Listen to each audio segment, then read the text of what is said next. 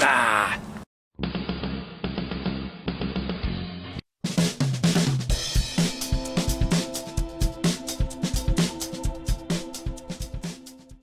Just a quick bit of fertiliser today, because believe it or not, I'm getting a few bags on. I'm due a delivery of fertiliser in, just waving the tanker driver. I'm due a delivery of fertiliser in this month. Anytime this month, should be really by here by now, but I think it's coming next week. But the weather's pretty good. Oh, where have I put my flipping knife? The weather's good, and it just means that I can grab a bit of time. I've got 4 bags of fertiliser left over from last year, which I'm going to stick on now because it buys me an extra bit of time with the grazing. So only 4 bags going on this week. I'm ahead of the game anyway. I looked up last year and I got on. I managed to get the fertiliser on at the beginning of April, which was a little bit late really. Well, certainly late for the grazing ground, which was frustrating, but it was so wet.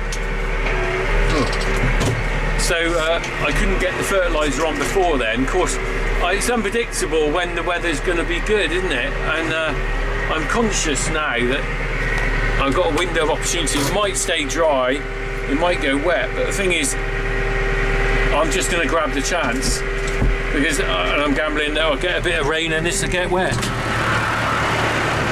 So like I said, the forecast isn't really for much rain.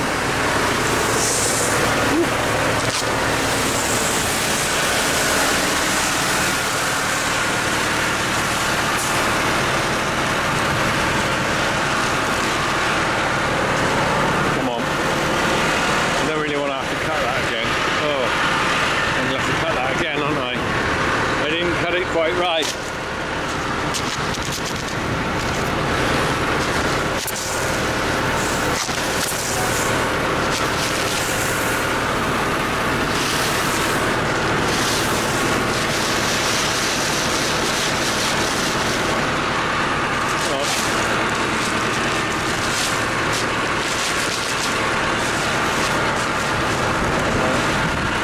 I'm not putting 2 bags in there now.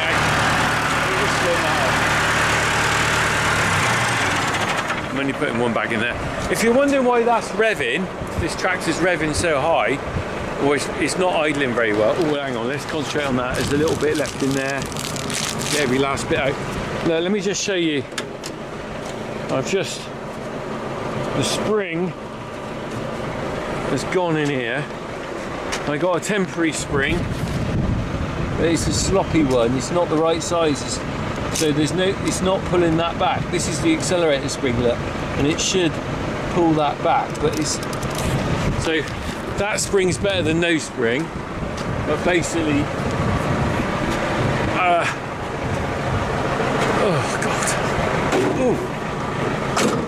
Better than no spring, but actually, I could do with a shorter one, which I've got on order. Right. I'm going to take this out. I've only put 1 bag in because there's already a bit of fertiliser left in from the other field I did. This is a 2-bag hopper. This is a 2-bag hopper, and I'm putting 1 bag in because I don't want to overfill it. There's already a bit in there.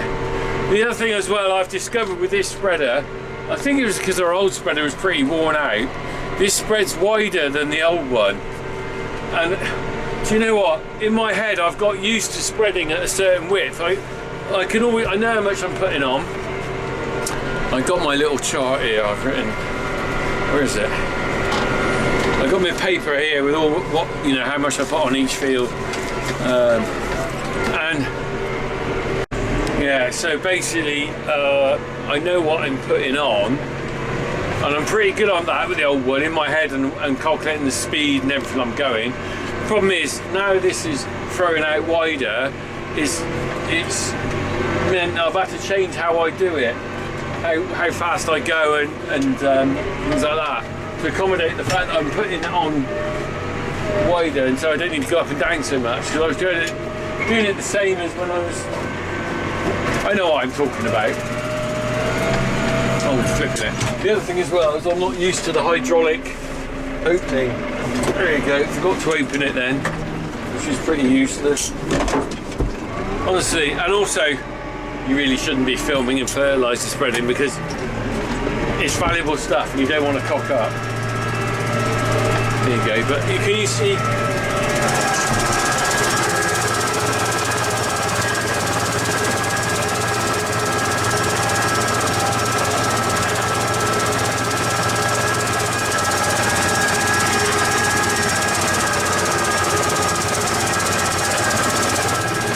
So, let me put this down.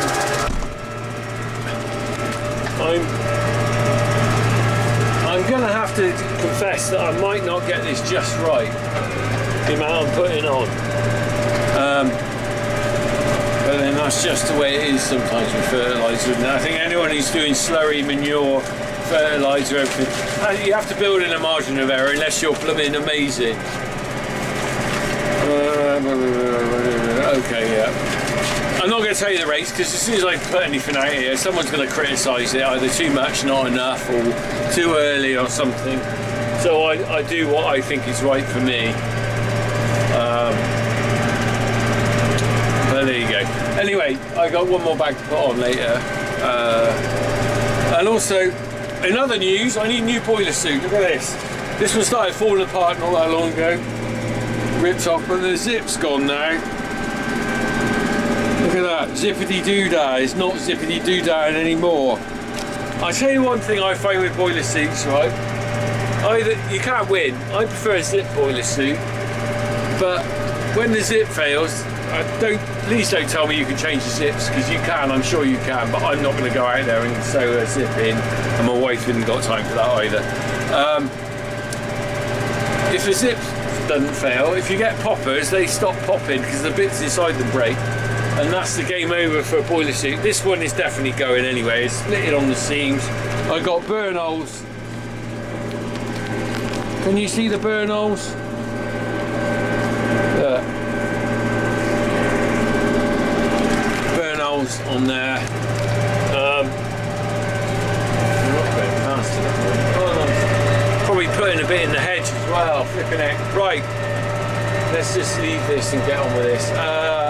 In other news, by the time you've seen this, I would have done what first part of the TB test this week. We're shut down with TB, as you know, and we are going to be TB testing this week for the third TB test since our first failure in October. It's been a bit of a strain for us, really. The calf sales, we are losing a lot of money in calf sales. We're selling calves to a company that buys TB restricted calves. We are getting hammered on them, probably getting about half what they're really worth in the open market. And I haven't got a lot of options at the moment because I haven't got a lot of space anywhere to really put calves, so I'm having to shift them on at that price, which is a bit galling. If we go clear this month, then I will keep the calves then and try and keep them, because in theory then we've got to do another test after that, 60-day testing. If we go clear on the second test after this one, we'll be selling again. So I'm kind of hoping that we can keep stuff. We did toy with the idea, if you're watching, there was someone up at Wootton that was going to do something with us, but it got very complicated with special license and that, so we didn't bother in it. So yeah, so we're still shut down. We're hoping to go clear this week. I don't know whether they'll... Oh, by the time you see this video, we would have done part one, because I'm putting this out on Wednesday. We would have done part one on the test on Tuesday. I will get the results on Friday. So I might put a video up for that, I don't know. Depending on our results, how I feel and all that malarkey. I don't feel very good at the moment talking about TB because it has been a massive pain. And if you didn't know already, we failed one test in October, which was not unusual for us. We then failed a second test in December, which was really surprising. Bearing in mind those cattle had been tested once in October already. 2 months later, two cattle failed. That shouldn't have happened. They shouldn't have failed. If they were tested 2 months earlier, why on earth did they fail 2 months later? I really don't get that. Especially as all the cattle we sent to the abattoir passed. None of them had TB. Or none of them had lesions, I should correct me saying. But I don't know. This TB game is a game, isn't it? Right, let's get on with this anyway, look.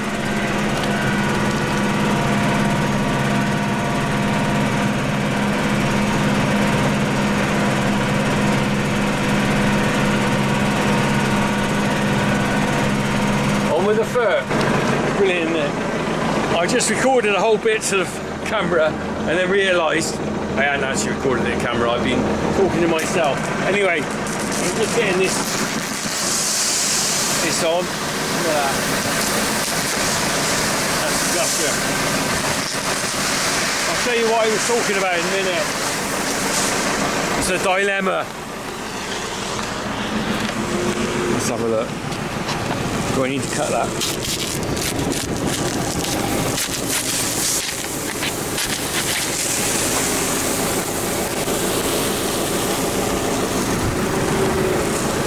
Let's just get this. Let's get this sorted.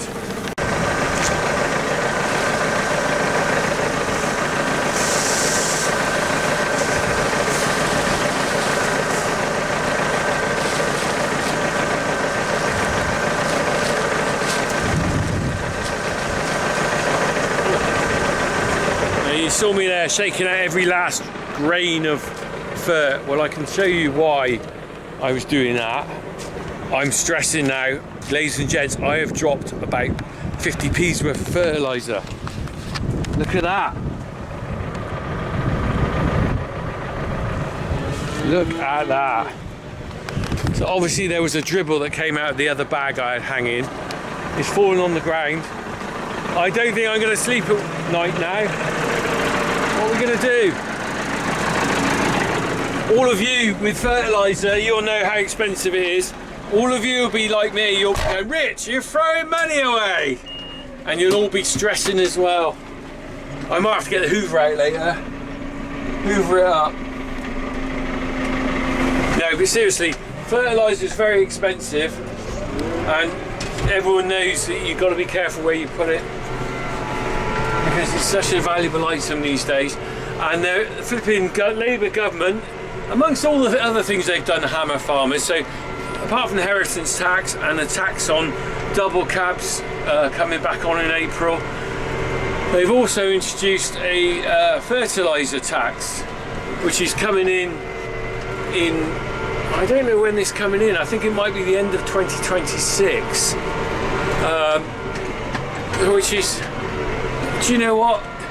It's absolute bullshit, isn't it? Because I think it's imported fertiliser, so I suppose you could argue it might encourage British industry to start making British fertiliser because you'll be more competitive.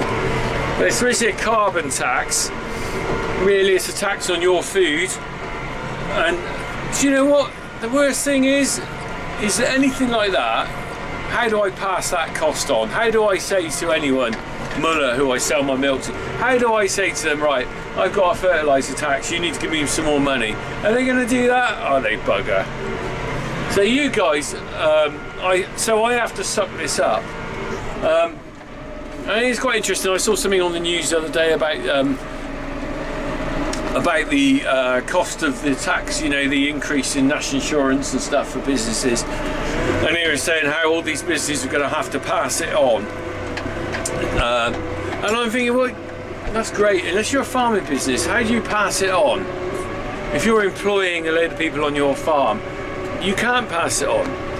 If you're running say you're running a pub, which is a hard business to be in these days, you can put up the price of that pint or the meal on the thing, and they'll, you know, the customer has to like it or lump it, don't they? I unfortunately, at any costs I get, cannot increase them. I can't pass them on. I've got no ability to do that. I'm relying on Muller being very generous and going, there you go. I'm relying on Muller being very generous and going, oh yeah lads, you work really hard.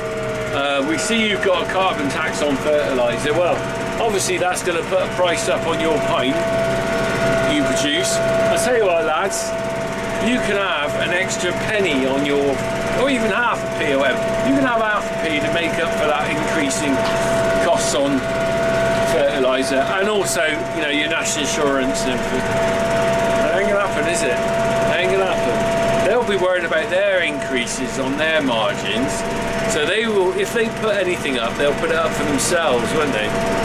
So a bit of a joke, really. Anyway, that was, I didn't really intend to go there with that.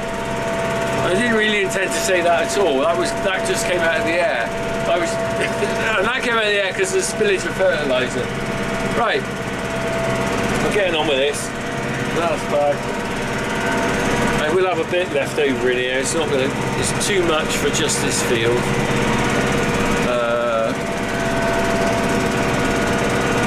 Anyway, the guy over there is just having some fencing done. I mean, you can see that he's got a post rammer in. Can't really see through my dirty windows. That's my mate Will, who lives just on the edge of the farm, and we have a pint together every now and then. Alright, let's turn this off. My battery light's going. This is just a little bit of a quick update really, anyway. Fertiliser on the farm.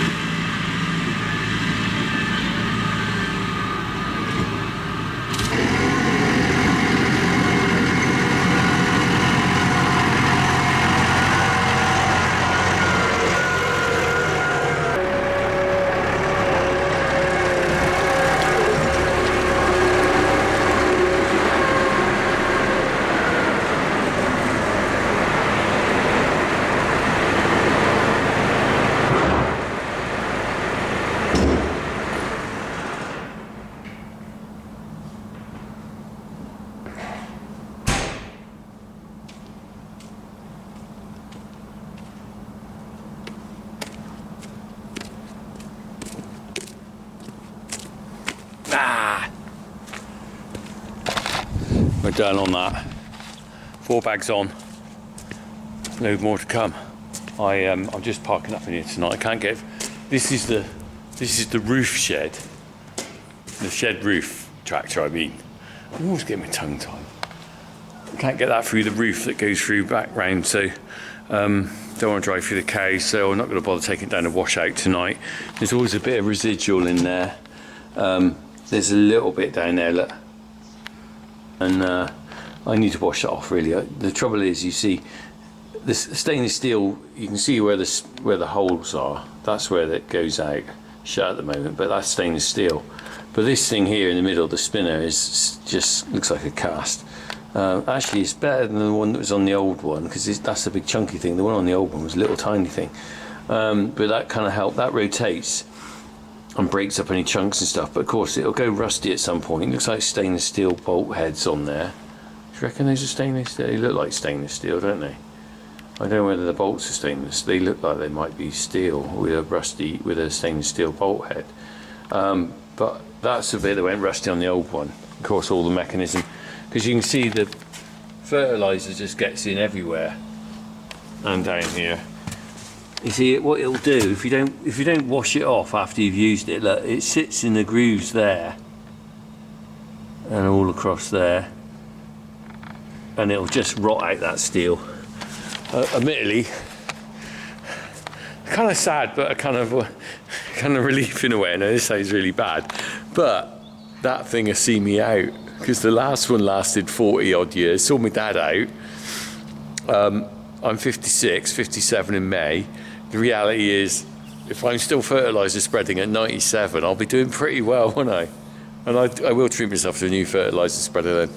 So, you know, I think it's just in me. You've got to make sure you look after these things. But realistically, it's not such much of a worry when you get a bit older, is it? If you bought that at 25, you'd be thinking, oh yeah, I'll probably get another.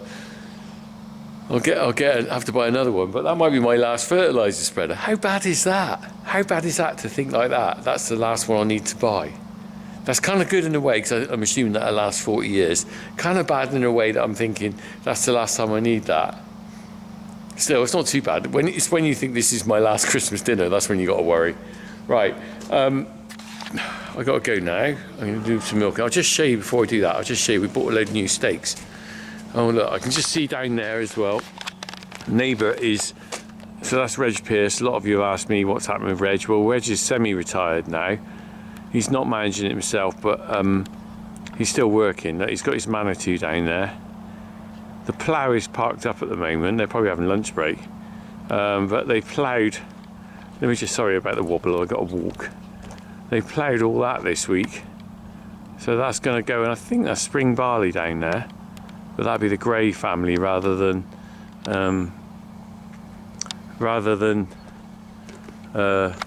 Reg.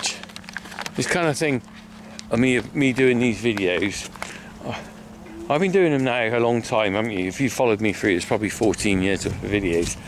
And I had no plan, as you know. I had no plan with this when I started, but what I have got is quite a video diary of kind of changes and things like that. You know, my dad passing, my boys growing up, a neighbour in Palmer, Reg Pierce, sort of retiring. The last combining was over there.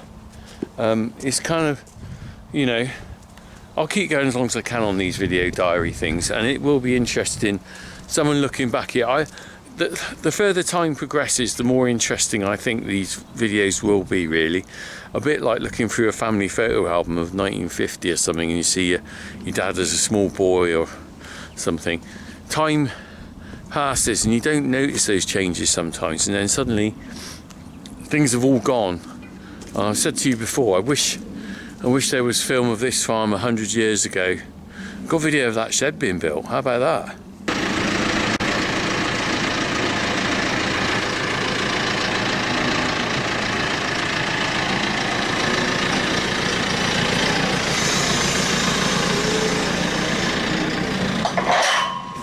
You know, and that's something that's here now, just here. And one day it'll probably be taken down and someone will convert the barn into a house, and you know, someone might look back on my YouTube videos and go, oh blimey, that was a working farm once. Because let's face it, there's less and less of us out there. Let's not be negative, but that's true. There's less and less farms. There might be more now, actually. The inheritance tax thing might change things. There might be a lot of people shrinking the size of their business and just running small farms, because once you're over the threshold, why would you want the valuation threshold? Why would you want to have too big a valuable asset to be taxed? That's a theory. Right, I'll just show you the new post I bought. There we go. That was delivered in earlier in the week. So I've got a nice selection of posts, look. 121. These are all creosoted. There's the last year's I ordered, which I was going to use this spring. These are fresh, and these will be used in kind of next year or so. My main worry was actually, the reason I ordered those is I thought we were going to run out of I thought the creosote steak ban was coming in, or they were reviewing it till May, but I believe now that's been pushed back till 2026. It's like all these things, they push things back and then one wants to make a decision. So you can still buy creosote fencing stakes for farming and ag and industrial use, and you can still buy creosote actually. If you buy 25 litre drums of it, you can still buy it. Google it. You can, if 25 litre drum of creosote, you can still buy it. It's a lot of money, mine. But people think they can't get it, but you can for professional use. But I don't want the day it goes, because the thing is, it's a very useful thing. Because look at these are tannalised stakes. Look at this. Look at that. Rotted off. Now I can tell you this now, the creosote stakes will last donkey's years. These tannalised things, the new ones, are rubbish. So ultimately I've switched to all creosote, as you know, I've well said. You might think this is a pile for me to actually go around doing all in one go, but it's not. So I'm not doing big runs of stakes, so I won't be getting Farmer P's head basher in.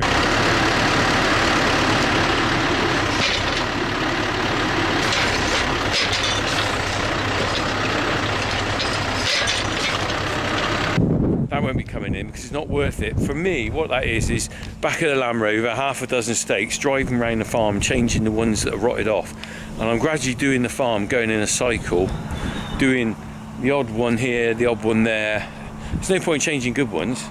I did a big run with Farmer P a couple of years ago, but the reality is most of my farm, or our farm, is fenced everywhere already, and what it is just maintaining that fence and changing them as they go, because they don't all rot off. You might put them in about the same time, but they don't all rot off at the same time, I can tell you that now. So I've certainly got enough there to last me a year or two. Believe me, I won't get through all that in one go, although who knows, you only find out what you need to change once you go round. But if the ban's on this way in 2026, I will order another stack of those, because I might as well stockpile them. But we're right lads and ladies, we're right for another year or so. If you're in Europe and Southern Ireland, I'm sorry for you, because you can't buy this stuff and you're stuck with that crappy, cheapy whatever. There are other options out there. There's chestnut posts, you can do a wrap around. I'd be interested to know how other people got on with their fencing, if they can't use or don't use creosote. What have they found to be the best, and also what have they found to be the worst? If you do have that experience, just drop a message on the end of this video or in the comments, because I'd be genuinely interested to know how we're going with this, because those of you who can't use this, what have you found to be the best and the worst? It's an interesting thing. We all, in farming, we use a lot of stakes and fencing, especially if you've got cattle. Maybe not the Arab boys, maybe they don't need to fence anything, but once you've got cattle, it's all about that. It's all about getting it in the ground and a barbed wire or sheep netting or whatever, and you need to keep them from getting out.